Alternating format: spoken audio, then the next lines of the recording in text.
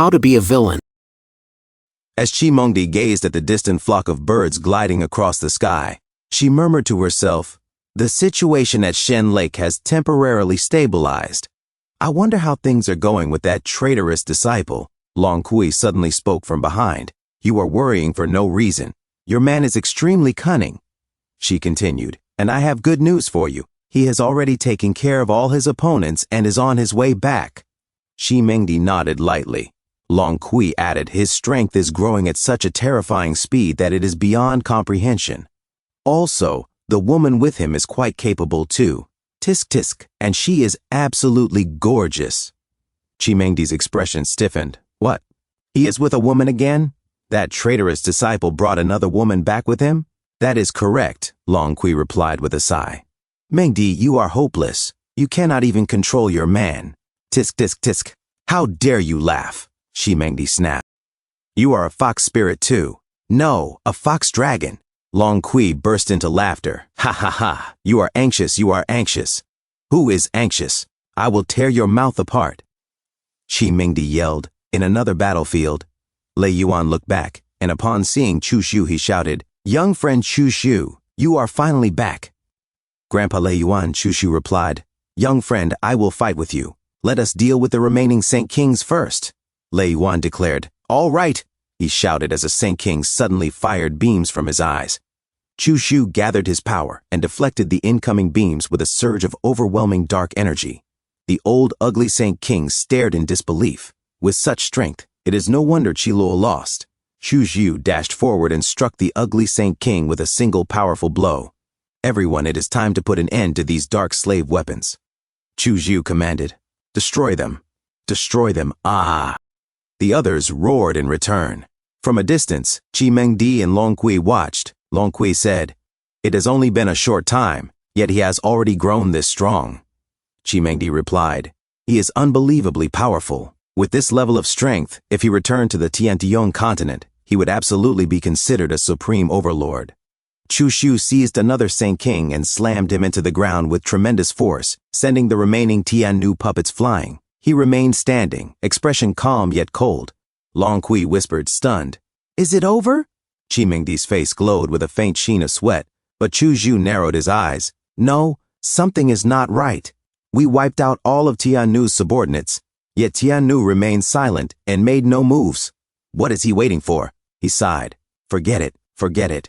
Let us not think about it for now. I have been away for so long. Master must miss me."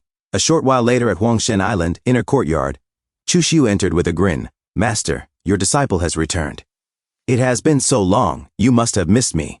Chimengdi snorted, "So full of yourself." "Who said I missed you?"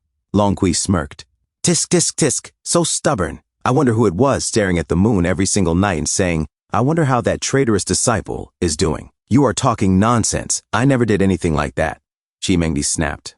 Chu Shu teased, "Since Master misses me so much, why do you not hurry and impart your wisdom to your disciple?" Chimengdi grabbed his waist and pinched hard. "Traitorous disciple, you are already so powerful. Why do you still need your master?" "Hiss! Ouch, ouch, ouch! Master, have mercy!" Chu Shu yelped. Suddenly, an ominous surge of energy erupted from the lake. Chu Shu turned sharply. Something is happening." A portal tore open in the air, and Zhou Long fell through, collapsing onto the ground. "Your Highness the Holy Sun, something terrible has occurred." He gasped. His body convulsed violently. Ugh. Dark smoke poured out of him as he trembled uncontrollably. Chu Shu, Chimengdi, and Long Kui stared in horror. Zhou Long let out a final guttural cry as the smoke thickened. "Ugh." Then, with a voice no longer his own, he spoke. "Young friend Chu Shu, we finally meet." Chu Shu's eyes narrowed. "You are Emperor Tai. You helped me because you saw me from a previous point in time?" he asked. Emperor Tai replied, "Yes, the you from the previous timeline was not yet this strong. Back then, things were even more perilous. You would have faced the pursuit of a quasi-emperor, and Tiannu was constantly watching from the shadows. After all life on ancient Taiji Star was wiped out, you would have had no choice but to shatter the sands of time and flee into the river of time. At that time, your cultivation was only at the Great Saint Realm, and you had no supreme treasures to protect you. Entering the river of time at that level would have been extremely dangerous. So I intervened," he continued. By burning my emperor essence, I protected you, allowing you to travel 100,000 years into the past safely. I also used the same method to erase your existence from Tiannu's memory, but in return you lost that part of your own memory. Chu Zhu said, Senior Taiyi, why did you come looking for me in such a hurry? Did something happen to Tiannu?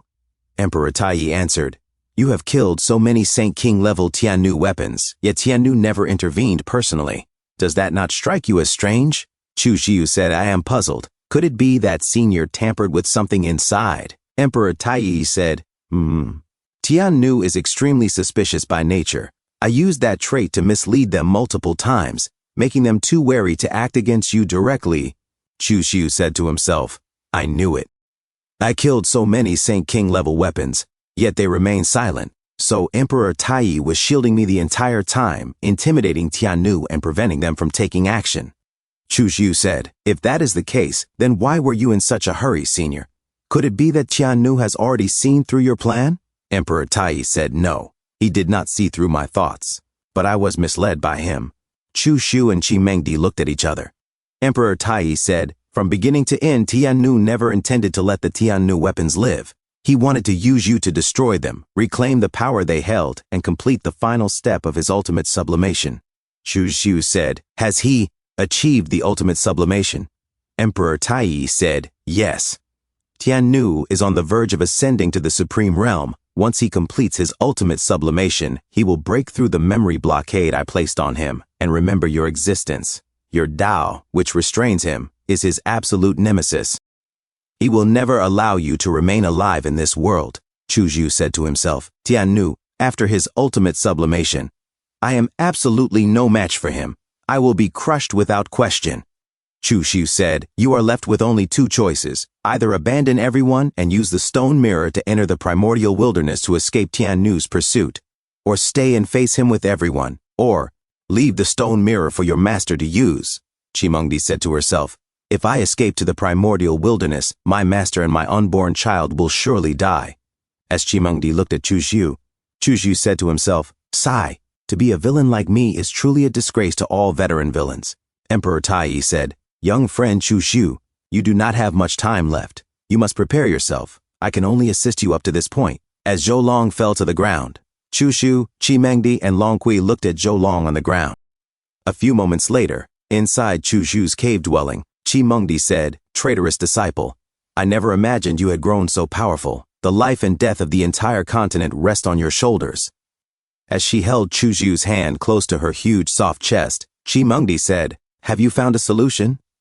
Chu Zhu said, You will refine the stone mirror later and teleport to the primordial wilderness. Qi Mengdi said, I can leave, but what about Sword Maiden, One Eye, Killer Maiden, Elder Yuan, the golden egg that follows me, and that woman named Qin Lan? And what about Long Kui? Chu Zhu said, How can they compare to you? If they die, they die.